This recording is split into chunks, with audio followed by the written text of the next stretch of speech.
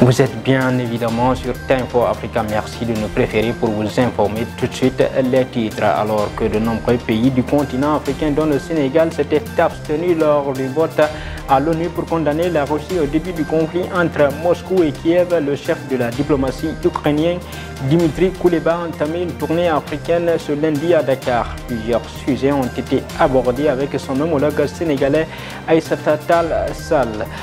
Après les incidents survenus dans la soirée de dimanche 2 octobre au stade Iba Mar Diop, à la suite d'une bousculade générale, le ministre des Sports Yankuba Diattara s'est rendu sur les lieux pour constater les dégâts.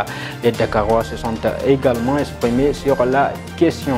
Et puis le centre Synapse de Dakar, en partenariat avec Microsoft, vient de lancer le programme de formation Tech à Work pour combler, n'est-ce pas, le déficit de compétences des jeunes Sénégalais. Vous entendrez le directeur général du centre dans ce journal. L'actualité internationale et la page sportive mettront fin à cette édition.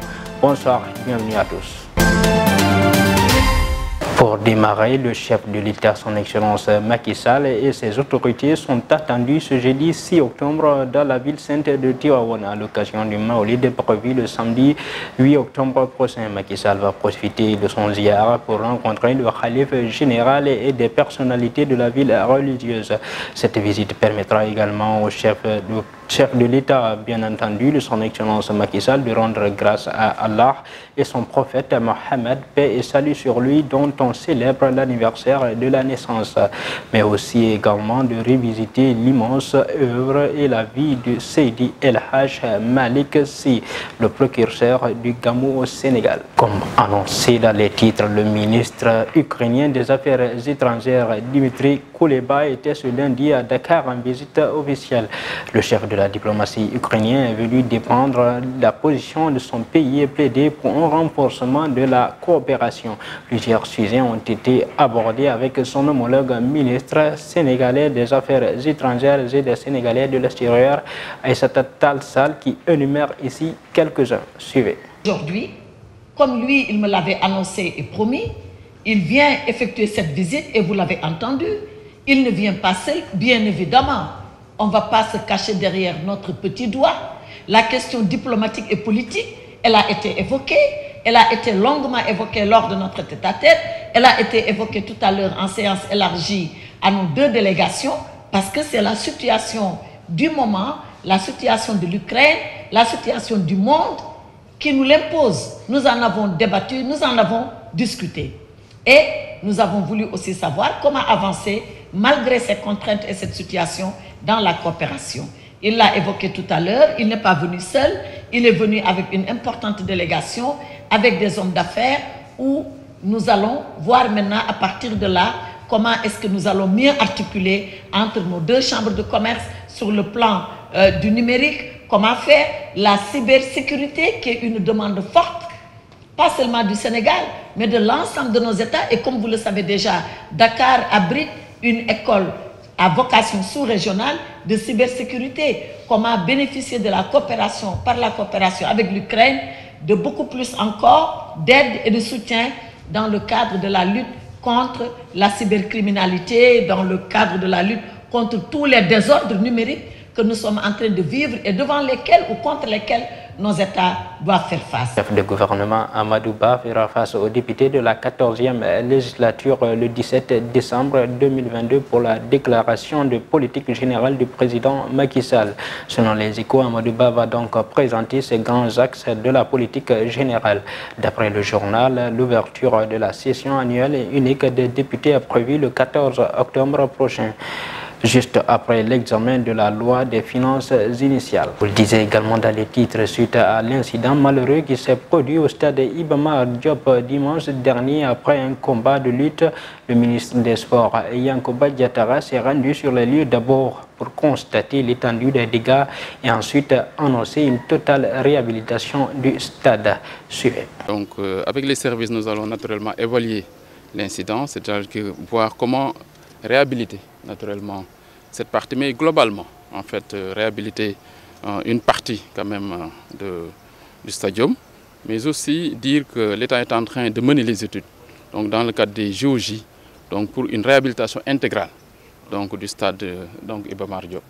Donc c'est le projet structurant qui est en cours aujourd'hui, mais naturellement nous allons aussi demander au CNG de lutte et les promoteurs qui avaient prévu donc, des manifestations ici de surseoir, donc en attendant qu'une évaluation exhaustive soit faite sur la qualité et l'état de l'infrastructure à accueillir encore du monde. C'est ça que je voulais dire, naturellement manifester au nom du chef de l'État, du Premier ministre et de l'ensemble du gouvernement, notre solidarité aux blessés, mais également une assistance leur sera accordée donc pour qu'ils puissent se prendre en charge de manière complète. Justement, restant dans le même cadre, les Dakarois se sont également exprimés sur la question. Ils déplorent l'incident qui s'est produit dimanche dernier et invitent d'ailleurs les autorités à plus de vigilance dans la construction des infrastructures, mais également et aussi à plus de rigueur quant à la capacité effective des stades. Micro-trottoir signé Penda Gueye, Abdouaziz Gueye. Bon, tout d'abord, pour éviter cela, il faut connaître d'abord le nombre de places que va accueillir les stades. D'abord, parce que des fois, tu vois des stades qui accueillent plus de personnes que les nombres de places réservées. En plus, maintenant, la manière dont les gens s'y portent, est-ce que cela va supporter la construction de l'estade ou pas? Parce que les supporters que nous voyons maintenant, ils dansent comme ils veulent. Est-ce que maintenant, cette surcharge de personnes pourra retenir la durée de la construction de l'estade? Cela peut causer aussi des dégâts, comme ce qui s'est passé avant-hier au stade Iba Mar Diop. Voilà. Il est temps de demander est-ce que la construction était bonne, parce qu'une bonne fondation ne devrait pas causer ce genre d'incident. Et revoir la partie qui est tombée, essayer de la reconstruire à nouveau. Nous avons constaté qu'une partie de la tribune de l'estade Iba Mar Diop est tombée et ça a causé beaucoup de blessures, et pour éviter ce genre d'incident, il est temps de vérifier tout ce qui est mal construit au Sénégal et l'État doit prendre des mesures préalables. Puis le maire de Ziguinchor, Ousmane Sonko, a encore invité les agents et conseillers municipaux à mettre en avant la transparence et la bonne gestion des deniers publics. Il a profité des 48 heures de la ville pour menacer ses collaborateurs. D'après lui, si les gens refusent de payer les taxes, c'est parce qu'ils pensent qu'ils vont être roulés dans la farine. Néanmoins, il salue l'engagement des jeunes volontaires et l'implication des uns et des autres pour l'achat des matériels lors du CETAL. Je vous l'annonçais également dans les titres, Synapse envisage de former plus de 5000 jeunes Sénégalais en économie numérique. Le programme est appelé Tech à Work. L'objectif, c'est de créer des acteurs de changement, faire en sorte que les jeunes Sénégalais contrôlent le développement du pays. C'est le souhait du directeur général de Synapse. Suivez. Catwalk a pour ambition de former 5000 jeunes au Sénégal, âgés entre 16 et 35 ans. Et le niveau d'éducation souhaité, c'est juste de pouvoir lire et écrire, quoi. Donc même un niveau primaire est accepté dans le cadre du programme Tech at Work. L'ambition de ce programme, je ne sais pas pour IOI ou Microsoft ou d'autres, mais pour nous à Synapse, depuis le début, notre ambition, ce n'est pas uniquement de former des jeunes pour qu'ils trouvent un emploi ou qu'ils deviennent un entrepreneur. Ça ne nous intéresse pas. Ce qui nous intéresse, c'est de former des acteurs de changement. Comment est-ce que chaque jeune Sénégalais formé peut se lever et dire « ma responsabilité, c'est de contribuer à lever le statu quo, à contribuer à développer le Sénégal, quoi. » Ce serait très égoïste de notre part de dire « nous avons besoin de compétences entrepreneuriales ou professionnelles ou autres, nous avons besoin d'emplois, mais qu'est-ce que nous faisons en retour pour notre société ?» Et dans le cadre de notre formation, l'idée, c'est de nous dire comment est-ce que vous qui serez formés dans le cadre du programme Tech at Work, vous pouvez devenir une torche et projeter votre lumière sur un problème de la société. Autrement, nous allons continuer à former des jeunes, nous allons créer des besoins, davantage de besoins, et l'État seul ne peut pas satisfaire tous ces besoins. 6 zones agroécologiques du Sénégal, c'est ce qu'a fait la caravane nationale Cambour COP27 depuis le 26 septembre dernier. Le but principal de la tournée était la conscientisation des communautés face au changement climatique, tout en sachant que chaque zone a bel et bien sa particularité. Suivant le compte rendu d'Abdou Salam Thiam. La caravane nationale a débuté le 26 septembre dernier avec toutes les forces vives de la société civile engagées sur les questions d'environnement et surtout de changement climatique. Nous avons fait 6 zones agroécologiques du pays avec le lancement à Médina Yoro Fula dans la région de Kolda, ensuite Kédougou, après il y a eu l'étape du delta du Saloum suivi de la petite côte à Somone.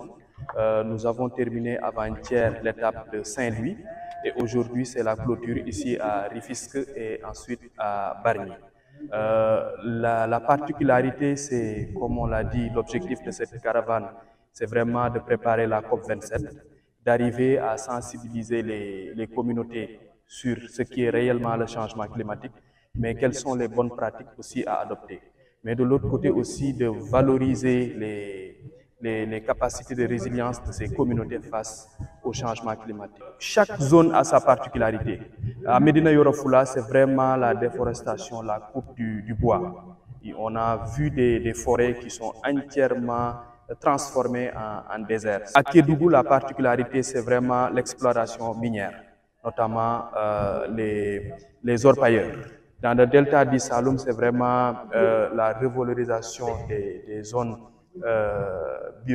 la biodiversité de cette zone, donc les mangroves et tout ce que ça comporte.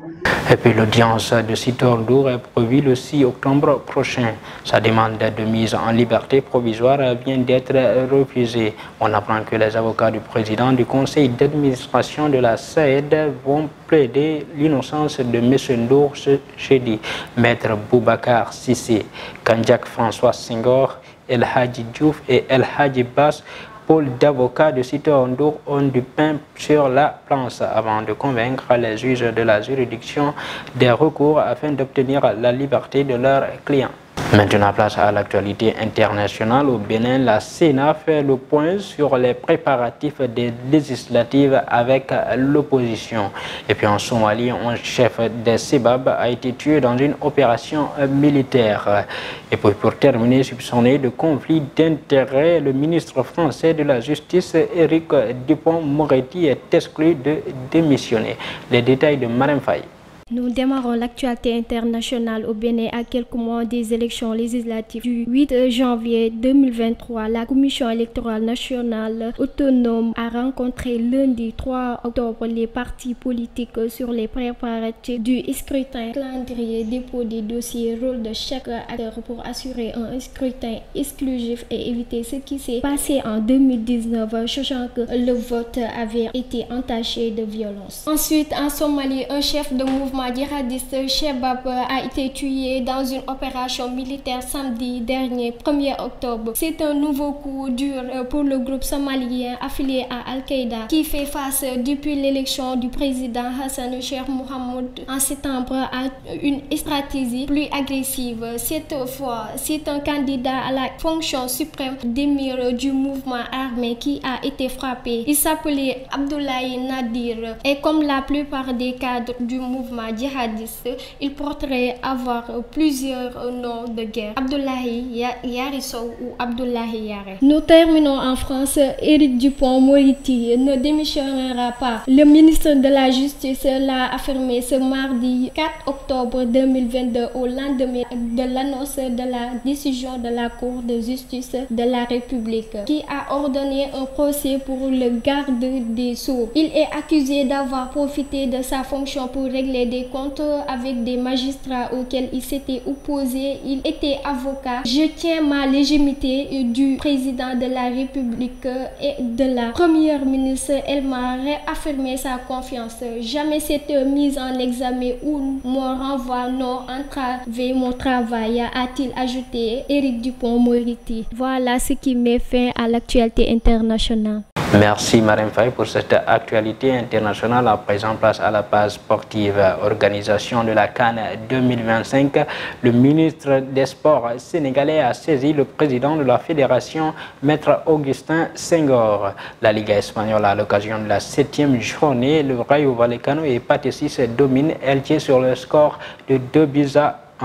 Et puis pour terminer, la 3e journée de la C1, entendez par là la Champions League, débute ce soir sur les pelouses européennes. Les détails avec Pendagay.